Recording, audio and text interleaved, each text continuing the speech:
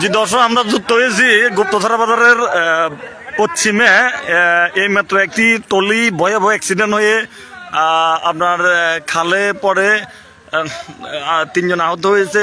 আসলে অটোরিক্সার সাথে এই ভয়াবহ অ্যাক্সিডেন্ট। তো আমরা আজ বেলা 2টা বাজে আমরা দেখলাম গুপ্তছড়া বাজারে ঠিক পূর্ব একটি চট্টগ্রামের থেকে আসা একটি টলি অ্যাক্সিডেন্ট হয়েছিল, মালবাহী টলি। তো আসলে এই রাস্তাটি সরু সড়কের কারণে এই রাস্তাটি সরু সড়কের কারণে এত বেশি ভয়াবহ অ্যাক্সিডেন্ট হচ্ছে যেটা বলার বাইরে। এখানে আমরা একটু কথা বলবো একটু কথা বলবো এখানে কিভাবে অ্যাক্সিডেন্টটা হয়েছিল। হ্যাঁ, কতক্ষণে এই যে আমরা দেখতে পেলাম এই মালবাহী এই টলিটি আসলে রাতের অন্ধকারে আমাদের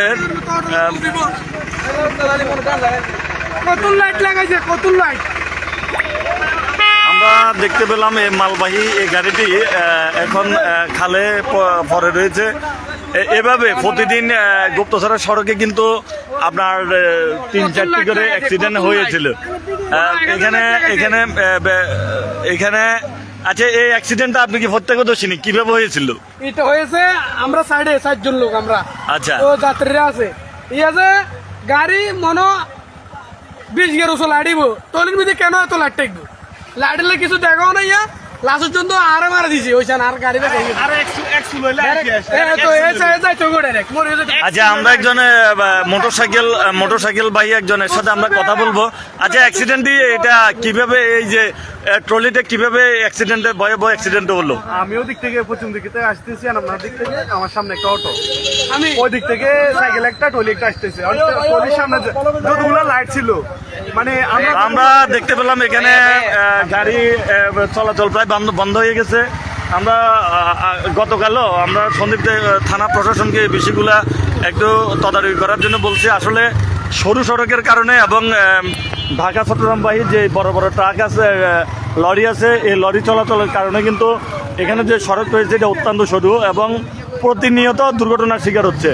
তো এভাবে যদি আমরা দুর্ঘটনায় হয়ে থাকে তাহলে এই সড়ক এখন চলাচল অনেকটা অযোগ্য হবে।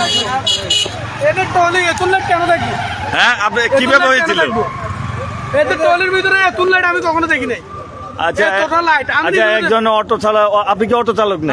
একজন অটো চালক যে অভিযোগ করেছে টলির মধ্যে কতটুকু লাইট ছিল? 20টা বা 30টা লাইট ছিল। তো এভাবে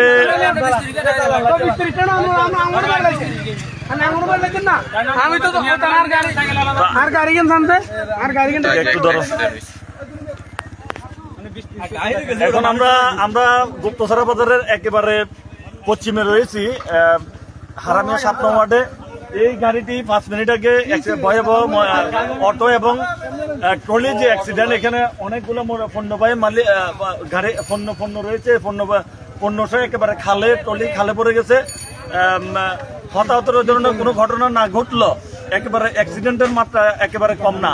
আমরা সন্দ্বীপ উপজেলা প্রশাসন এবং সন্দ্বীপ থানা প্রশাসনকে আমরা বলবো, এই যে আমাদের এখানে মূলত 12 ফিটের সড়ক, আমরা এই গুপ্তছড়া সড়কটি মূলত আমরা 66 জেলা পরিষদ থেকে আমরা 66 ফিট করার কথা ছিল, কিন্তু শুধু বাজারের উপরে দিয়ে 24 ফিট করে কিন্তু ফিজ ঢালাই করে এটা করা হয়েছে।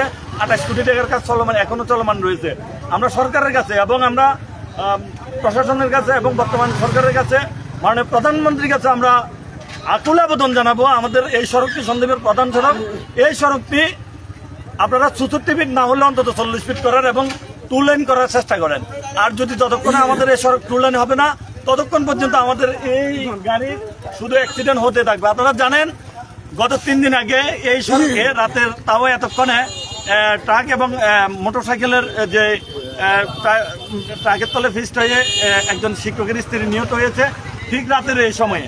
আমরা যদি এই সড়ক যদি বড় না করা হয়, এই সড়ক যদি 2 লেন বিশিষ্ট না করা হয়, তাহলে এভাবে কিন্তু অ্যাক্সিডেন্টের মাত্রাতে সন্দ্বীপে বেড়ে যাবে। আমরা বলে আমাদের লাইভ এখানে শেষ করে পরবর্তীতে আমরা আপনাদের আবার জানাতে পারবো। ধন্যবাদ। লাগাইছে 50 দিয়া আমাদের গাড়ি দাও দাও, হ্যাঁ। আর কিছু লাগাই দিতে পারেন গালাই